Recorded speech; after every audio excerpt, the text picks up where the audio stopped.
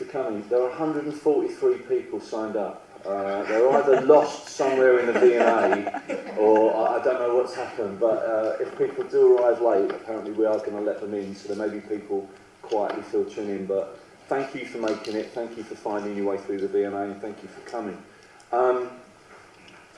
I'm going to introduce my guest, and thank you so much. Yewande is so busy at the moment, I know she is, so when we talked on the phone, it was like, can you do it? And it was like, oh, I can't do that date, I can't do that date, and finally we managed to find a time that she could do it. I'm going to introduce her now, and this is probably one of the longest introductions I've ever done on the podcast. I'm going to embarrass the heck out of you, so I'm sorry, Yewande.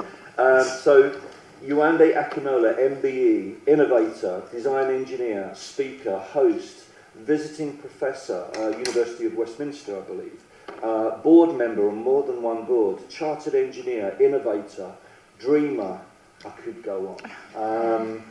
We're going to have plenty to talk about. We've got to squeeze it down. I'm told we've got to be out of here at 10:02, so I'm going to keep a close eye on it, because once I start talking and once I start talking to a guest, I'm off. So I'll keep a close eye on the clock. Yewande, thank you. Thank you for coming. Thank you very much. Yeah. So I'm going to start with, as we do with all of our guests, and we take you back to your youth and back to school. Where was school for you? Oh, well, I have to say thank you so much for that very, very warm introduction. I left half of it out. It was so unnecessary.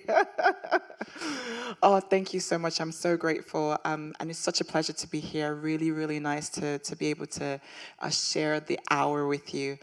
School for me was in Nigeria, in the western region of Nigeria. So for those who don't know, Nigeria is in West Africa.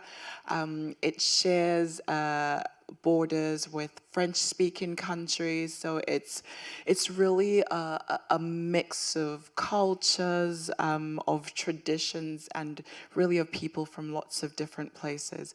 So I spent my early years as a young student in about 2 or 3 different schools. The first 3 years of secondary school were in a school called Lone Mountain, and then the last 3 years in a school called the Vale College, where I started to, I guess, work out what I was really interested in. That's fine. That's fine. And school, enjoyed? I did. I actually enjoyed school. There was a sense of responsibility, right? You know, I really felt I needed to do very well. So, are you ready for the backdrop? Yeah. Okay. Right. So, my dad passed on when I was really young, and so my mom worked really, really hard to, get us into what I refer to as private schools. You know, you couldn't really. If you wanted to give your child a good education, right, you'd have to, find the money to make sure they attended a private school.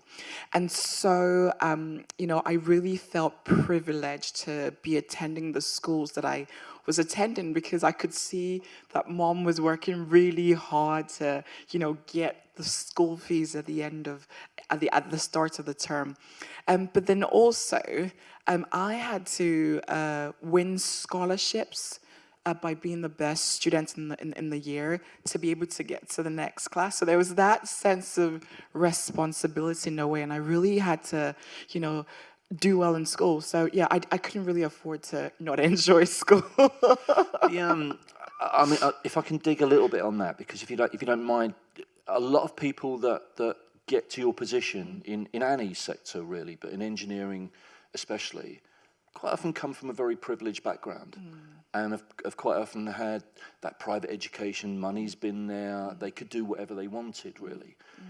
That wasn't really your experience, was it? I mean, your mum had to graft to get you to where she got you, and that sense of privilege that you just talked about was a driver for you in your early years. It was a big, massive driver for me in those early years, because I could see that it didn't come easy. I could see that she was working the hours and, really, really trying her best to make sure she gave her 2 kids the very best. But then it also, really took me to this place of possibilities. I always used to get excited by the fact that, yes, I was privileged to be there, but there was an appreciation for the fact that I was there. My friends today will tell you that the one thing they remember from my time in school is I was always wowing at every single thing. I would literally go, wow, wow, because there was that, I was just impressed by everything that I saw. I was grateful that I was there. And yes, there were times I just wanted to be a kid, There were times I was just like, you know what, I just want to, not attend lectures. But because I was my mom's first child, it just felt like, you know what, give this woman a little bit of a slack, yeah. I'm interested in the whole nature nurture now. We were talking beforehand. I mean, I trawl through the internet trying to find out what I can about guests before we do a podcast. It was easy with you. You've got your own website, and that helped me quite a lot. And you mentioned on there that from a very, very young age, there was a fixation on buildings, bridges, and drawing, and these things. This creativity was in you. Now, I think that's in every child. I think life knocks it out of children as we go through, but that was there. I mean, can you talk a little bit about that sort of natural disposition? I mean, a natural disposition as a young child to bridges is a strange thing. Yeah, it is a strange thing.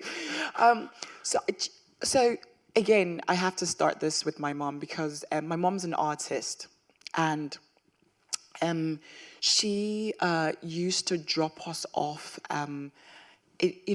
at her mentor's house because she needed somebody to look after the kids, right? I'm from a city called, or I grew up in a city called Ibadan, and Ibadan is probably about an hour away from Ile-Ife, which is in the Yoruba culture referred to as the cradle of civilization, right? And so, we're at the V&A right now. If you go to some of the museums around here, I'm sure you would see art that's come from Ile-Ife, right? The bronze heads and things like that. And so I used to spend a lot of time in Demas Nwoko. And if you Google him, he's one of the great, architect-stroke artists that has come out of Africa. I used to spend a lot of time in his building. Now, this building is a work of art. There was an amphitheater, right next to the building, made out of mud, but on 2 levels. All of the furniture he had hand carved and sculpted. There were, the bathroom was, made out of, there were tiles that, he had very, very carefully put together from different materials around. And so I was surrounded by this, and whether I was conscious of the fact that I was being influenced by it, I'm not sure. But then that was, I guess, in a way, the way I started to view the world, in terms of, materials, form, shape, color. And so I would look at buildings and go, how has that building been made? Like, where is it come from? And then it helped that Mom always had a stack of paper in the living room. So whether it was 250 grams or even higher, it was always there at the end of the living room. And so when I went on, I guess, that mental journey of being able to, go from, actually, I'm interested in buildings to, how about I start to, build models of what is in my head? It was right there to help me and encourage me. And I understand that completely. I mean, my kids are grown up now, and they constantly take the mickey out of me because any city we're in, I'm looking up. Yes. Because when you look up, that's when you see the real architecture. The ground floor level is messed, but up top is where you see it all, and that's where you get those wow moments that you described earlier. You were good at pretty much everything that you did at school by the looks of things. Now, I wasn't, but languages, literature, all of those things were possibilities. Now, 33 years in education, I see a lot of 14, 15, 16-year-olds that wait for inspiration to drop on them as to where I'm going to go, what I'm going to do, what am I meant to be. And there's an anxiety that comes with that as well with a lot of students where they think, I'm 15 and I don't know what I'm going to be. I mean, I'm 59 and I haven't worked it out yet. So at some stage, your mum dropped a little line in there that, you could have more influence as an engineer than you could in other areas. That's a huge statement for a mother to make anywhere, but I guess an African mother, that was a massive statement. Yeah. I think it's so important that the guidance is there. And, I guess to a certain extent, the encouragement is so important. I speak to a lot of young kids and they're trying to work things out. And it is because it's difficult for them to understand the applicability of certain concepts, right? And I was, I went on that journey and actually I hadn't got it figured out, at the point Mom was saying, oh, why don't you study engineering? In fact, I did it for her. Right. I did it for her. Architecture was my longest running. I wanted to become a fashion designer at one point. I wanted to, become a geologist at one point. And architecture was my longest running. In fact, I was so sure I was going to become an architect. And then when she came into my room just before I started to apply to universities and said, why don't you study engineering? I kind of looked around and I went, why, Mommy? Why now? And why are you coming? This has been the plan. The architecture has been the plan for so long. Why are you coming now to disrupt it? But I guess that, first child, that sense of, what, keep Mom happy. I was like, what, Mom? I will explore it for as far as we need to make a decision. And I applied to universities, I think, 2 universities, Warwick University, and I think it might have been Aberdeen, who gave me a place to study engineering. But you're so right. I keep on saying to young people, when you can understand what it is that you enjoy doing, and a lot of young people, they want to just make the world a better place. When you can see your abilities and your passions fitting into our big wide world here in terms of impact, then that you've got a bit of a sign, in the right direction. It's misunderstood. I think young people are misunderstood. They get quite a hard cut, I think, sometimes. Very few students I found, their driver in life is to be rich.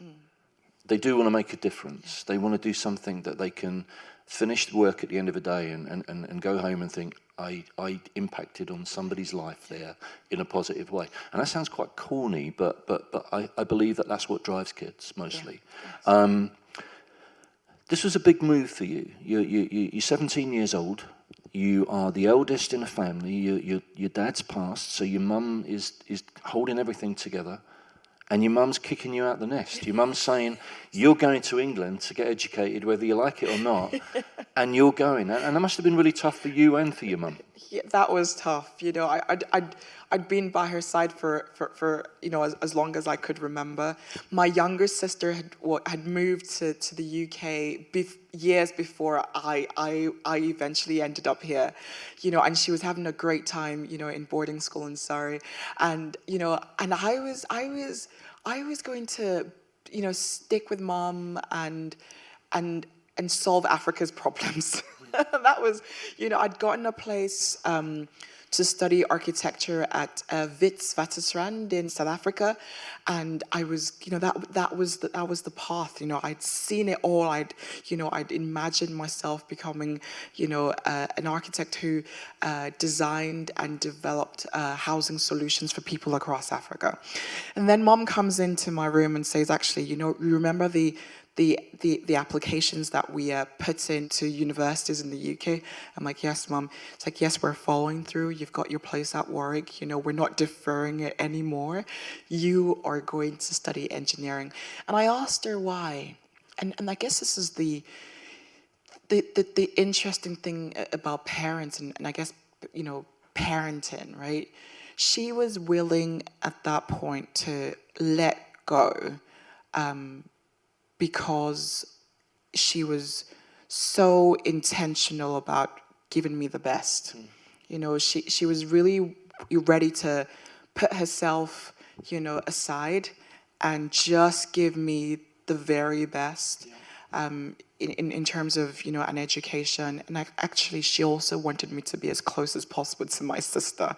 You know, I think she was thinking, actually, I really want you girls to grow up together and have similar experiences.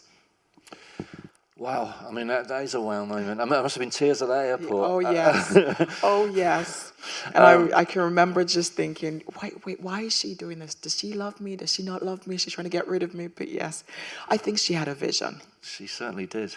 So Warwick University, now the degree that you did, it was a bachelor's degree, engineering design and appropriate technology. I love that title. Yeah. I love that title. I've looked it up on it. I don't think the same degree exists now. No, so it's gone. Tell me what appropriate, you know, what was in that degree and how did it flick the switch? Did it confirm for you that the right decision had been made to come over? It absolutely did. So it was, we called it EDAT, Engineering, Design, and Appropriate Technology. And it was the only compromise, you know, that I was kind of willing to go with at the time, because it was an engineering design degree with a massive bias towards developing countries, right? We, you know, we don't use the term developing countries anymore. We say emerging economies, okay? And it was the only thing that I could really, in my head, come to terms with, because it was engineering that would solve the problems of the world. So whether I was, you know, whether I was an engineer in Asia or in Africa or in South America, I would, you know, be able to use the design learning to bring positive impact to people's lives, which was the only thing I understood at that time. It was it flicked the switch. It was, yeah. I'm here. This is what I'm doing. Yes. And from there you moved to Thames Water. Yes. Now there's and I may have picked this up falsely online, so tell me if I have. But there's, excuse the pun, there's an undercurrent of water all the way through everything you've studied. And I know I spent 3 weeks. I'm not comparing it at all to your experience, but I spent 3 weeks in Zambia at a school in Zambia. Oh, wow. And water was just such a precious commodity there.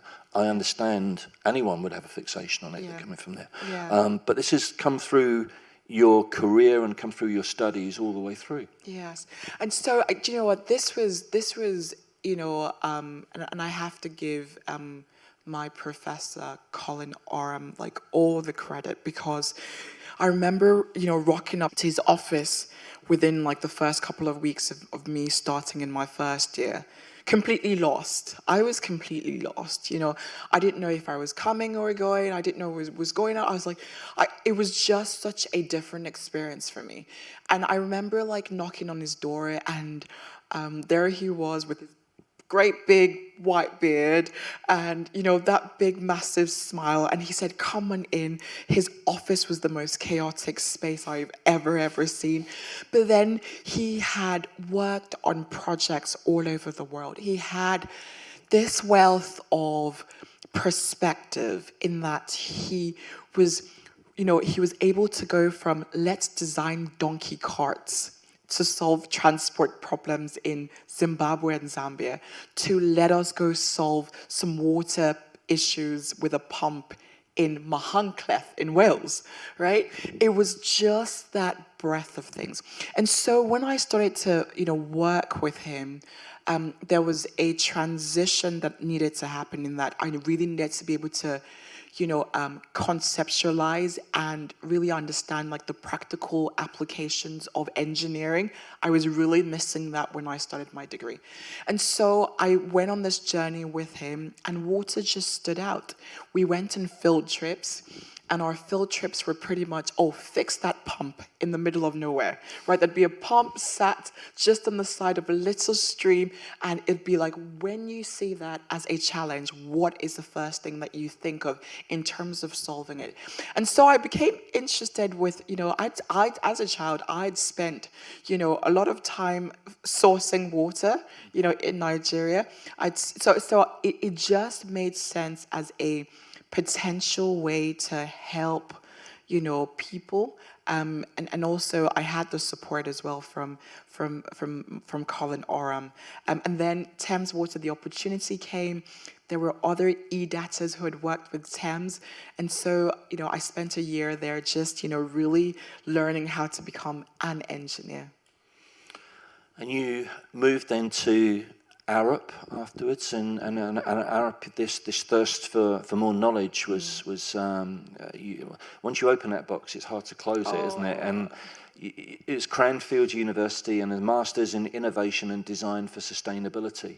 Yeah. I can see how those two degrees sort of dovetail into each other nicely. Absolutely. And did the Masters, my Masters, I didn't enjoy my first degree, I endured my first degree. I loved my Masters because it was all about me. Yeah. It was the most selfish thing I've ever done.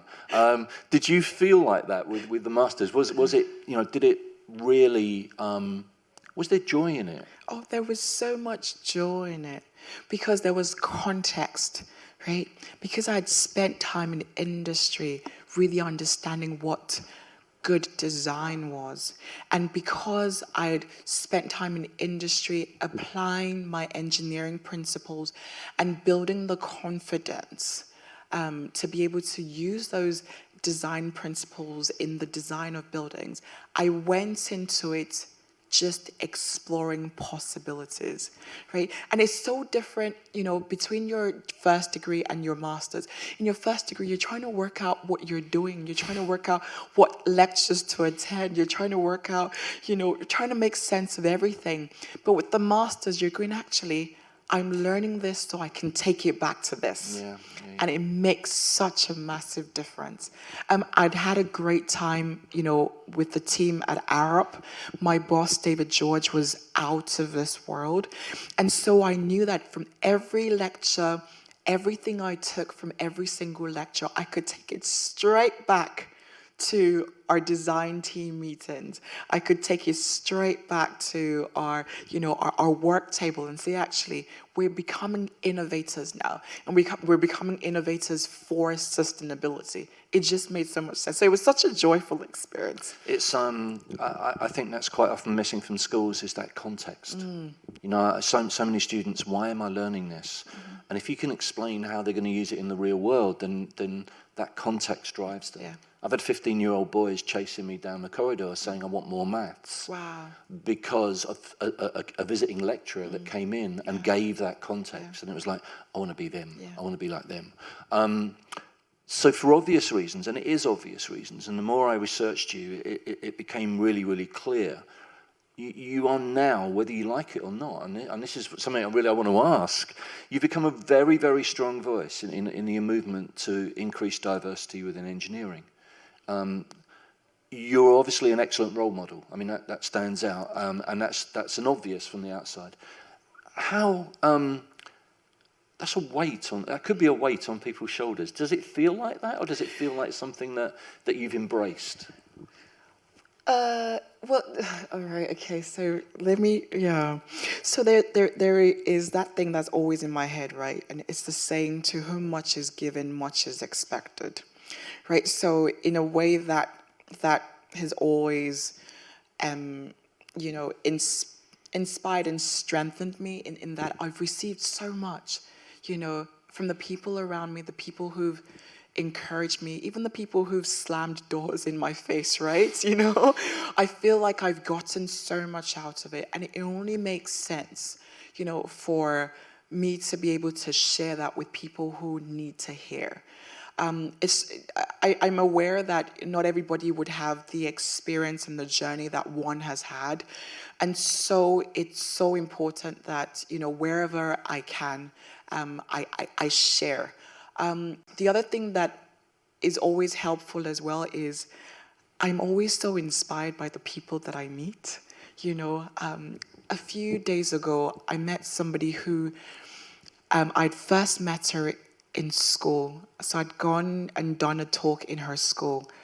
And since then, she's been to Warwick, graduated, done an engineering degree, and she's now doing so well.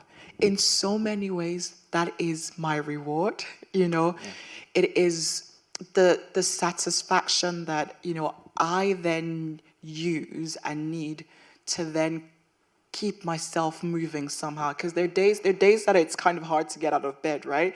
But then with that at the back of my head, I go, actually, you know what? In 2012, when you know, or 2013, when you did that trip to that school in Ilford, right? You had no idea that 1 hour would bless you in the way that it has. Wow, that's a fantastic way to look at it. Can I ask your opinion then on students, and like, as an ex-head teacher, I used to sit with parents that said, I want my son, my daughter to go into medicine. I want them to go into law. I want them to go into finance. I don't want them to go into engineering. And that is something that we struggle with, and with girls especially. I mean, I think the research says that by the age of 13, about 70% of girls or more have switched off engineering as a possibility even in their career. Why do you think that is? Because I look at it, I'm fortunate to get into lots of engineering companies, and the excitement that it brings me, just seeing what's happening. Yeah. And this emerging technologies that are making us able to do stuff that we couldn't do 3 years ago. We're not telling that story, are we? Yeah, we need to tell that story. Over the years, you know, I've seen lots of different institutions and organizations, and, you know, the DTA as well are doing amazing work, but that work needs to continue. The challenge is a lot of people are exposed to a thinking that is not correct. You know, people go, oh, why do you want to become an engineer? You know, I've had young people come up to me and say, oh, you know, this person doesn't think I should become an engineer. This person doesn't think I should become an engineer, etc. And actually what we need to do is not force them down a route, but help them understand that creativity is also equivalent to engineering. Right? You know, I keep on saying to the young people in my life, I'm like, get past the maths that sometimes seems difficult, right? And it's just a perception, you know. I'm not the most mathematical. You know, physics, I sometimes struggle with concepts, but if I can see where it's leading me to, if I can see that it's going to help me design, you know, a bench or a stool or a chair that would be sturdy enough, or a building that would have form and shape but still withhold, you know, loading or whatever, it makes more sense. So I think we need to just get better, because girls have a very creative approach to things. You know, it's color, it's shape, it's form, it's applicability. And until we start to tell engineering stories in that way, you know, we won't capture the imagination of the numbers of people that we really need to be capturing. I agree completely. Half of my teaching career was in girls' schools. And in girls' schools, you can paint a different story because you haven't got the boys in there to diss it. So the girls, it's like, you know, I can go where? Great, I'm going there. Yeah. Whereas in boys' schools, the boys will knock that back sometimes. There's a mindset to this as well, isn't there? Because, I mean, on your website, there is a little statement on there. There's a few statements on there that I picked out, but one was, difficult isn't impossible. I love that. That is all about positivity, and it's about mindset. And I really think now, with hindsight, we should have taught this at school. We should be teaching kids to look for positives, not to dwell on negatives. That mindset is in you, you know, you can feel it. Where's that come from? Has that come from your mum, do you think, or has it come from a range of places? And then how do we share that with as many people as possible? Not just yours, but in education. I think education should be a positive place. Kids have got to enjoy going in.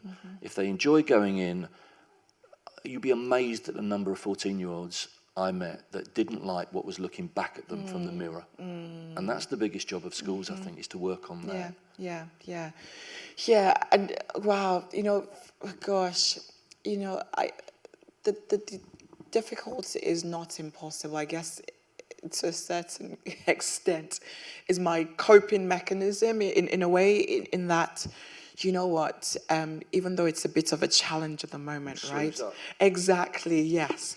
We can do it. And I have to be that way, right?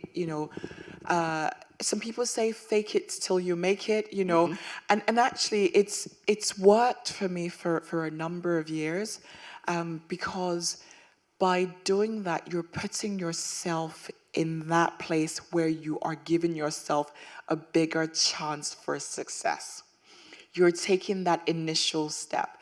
You're allowing yourself, be a beneficiary of the stars aligning, right? And you're allowing yourself to meet the right people and have conversations with the right people and open doors that would not have opened if you were not in that space. Sure. And so I really rely on that.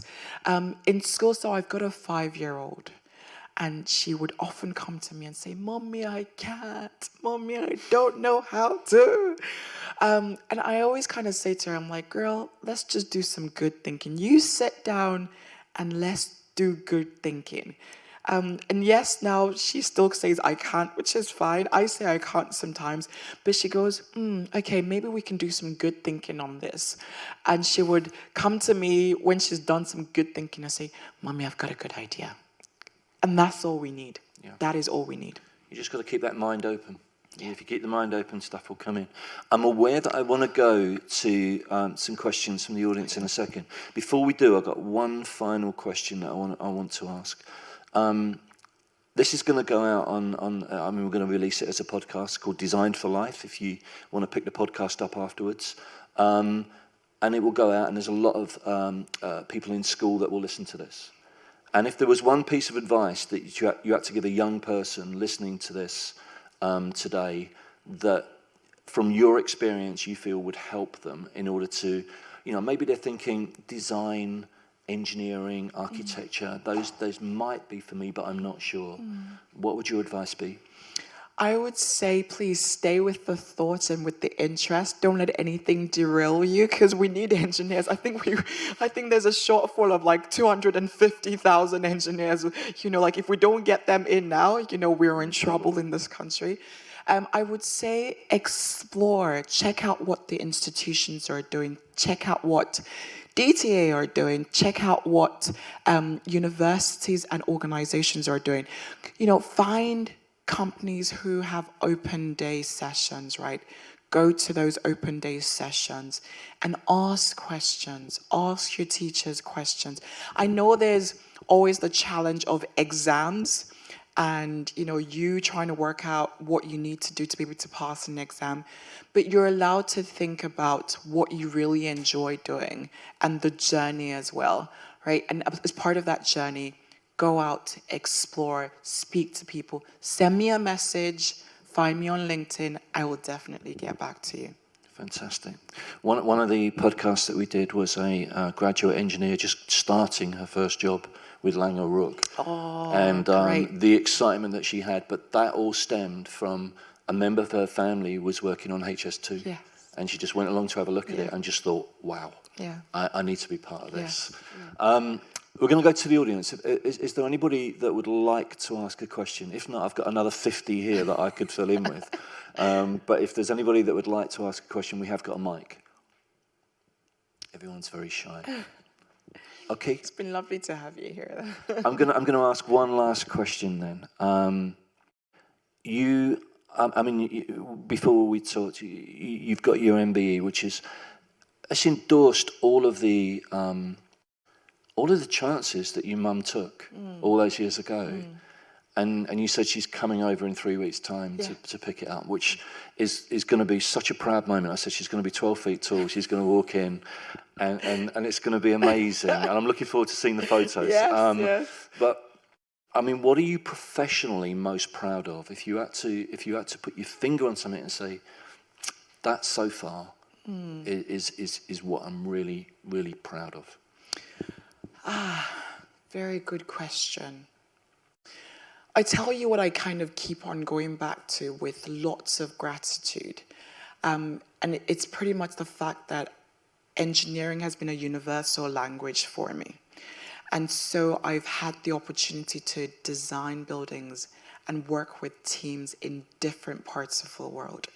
I love the fact that, if you go to southern China, there is an incredible hotel and water park that has my name written all over it.